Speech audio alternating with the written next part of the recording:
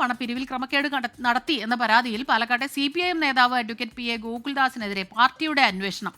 പരാതി അന്വേഷിക്കാനായി 2 അംഗ കമ്മീഷനെയാണ് നിയമിച്ചിട്ടുള്ളത്. ശ്രീജിത്ത് ശ്രീകുമാരനാണ് ചേരുന്നത് പാലക്കാട് നിന്ന് വിവരങ്ങളുമായി. ശ്രീജിത്ത്, എന്താണ് ഇങ്ങനെ ഒരു അന്വേഷണത്തിന് കാരണമായത്? സ്മിത, അതിൽ ഏറ്റവും ആദ്യം പറയേണ്ടത് PA ഗോകുൽദാസ് കടുത്ത VS പക്ഷ അനുഭാവിയായിരുന്നു. VSന്റെ ഏറ്റവും അടുത്ത ആളായി തന്നെയാണ് അദ്ദേഹം അറിയപ്പെട്ടിരുന്നത്.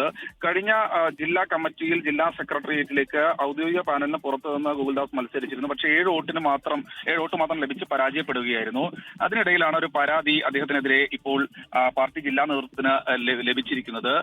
ഈ പണപ്പിരിവ് നടത്തിയതിൽ ക്രമക്കേടുണ്ട്, പാർട്ടിയുമായി ബന്ധപ്പെട്ട് പണപ്പിരിവ് നടത്തിയതിൽ ക്രമക്കേടുണ്ട്, ഈ ഫണ്ട് ക്രമക്കേട് കൃത്യമായ രീതിയിൽ അന്വേഷിക്കണമെന്നാണ് ഈ പരാതിയിൽ പറയുന്നത്. ഇതിലാണ് കഴിഞ്ഞ ജില്ലാ കമ്മിറ്റി യോഗത്തിൽ ഒരു 2 അംഗ അന്വേഷണ കമ്മീഷനെ ഇപ്പോൾ ചുമതലപ്പെടുത്തിയിരിക്കുന്ന. അന്വേഷണ കമ്മീഷന്റെ അംഗങ്ങളുടെ പേരുവിവരങ്ങൾ നമുക്ക് അല്പസമയത്തിനകം തന്നെ ലഭ്യമാകും.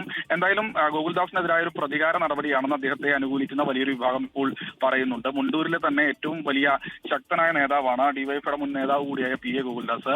അദ്ദേഹം നിരവധി വർഷക്കാലമായി ജില്ലാ കമ്മിറ്റിയിൽ ഉണ്ടായിരുന്നു. പക്ഷേ ജില്ലാ സെക്രട്ടേറിയറ്റിലേക്ക് ഗോകുൽദാസിനെ ഉൾപ്പെടുത്തണമെന്ന ആവശ്യം വലിയൊരു വിഭാഗം ഉയർത്തിയിട്ടും അത് ഇതുവരെ നടത്തിയിരുന്നില്ല. അതിനിടയിലാണ് ഗോകുൽദാസ് ഒരു മത്സരിക്കാനുള്ള ഒരു സന്നദ്ധ അറിയിച്ചുകൊണ്ട് കഴിഞ്ഞ ജില്ലാ കമ്മിറ്റിയിൽ രംഗത്ത് വരുന്നത്. എന്തായാലും ആ സമയത്താണ് ഇപ്പോൾ കഴിഞ്ഞ ജില്ലാ കമ്മിറ്റിയിൽ ഇപ്പോൾ അദ്ദേഹത്തിനെതിരെ ഒരു അന്വേഷണം നടത്തിയിരിക്കുന്നത്. എന്തായാലും ഈ അന്വേഷണ കമ്മീഷൻ ഉടൻ തന്നെ റിപ്പോർട്ട് സമർപ്പിക്കുമെന്നാണ് നമ്മൾ മനസ്സിലാക്കുന്നത്. പ്രതികാര നടപടിയാണെന്ന് ഗോകുൽദാസിനെ അനുകൂലിക്കുന്നവർ ഇതിനകം തന്നെ ആരോപണം ഉന്നയിച്ചു കഴിഞ്ഞു. പണപ്പിരിവിൽ ക്രമക്കേട് നടത്തി എന്ന പരാതിയിലാണ് ഇപ്പോൾ പാലക്കാട്ടെ CPIM നേതാവ് അഡ്വക്കേറ്റ് PA ഗോകുൽദാസിനെതിരെ പാർട്ടിയുടെ അന്വേഷണം. വിവരങ്ങൾ നൽകുകയായിരുന്നു ശ്രീജിത്ത് ശ്രീകുമാരൻ.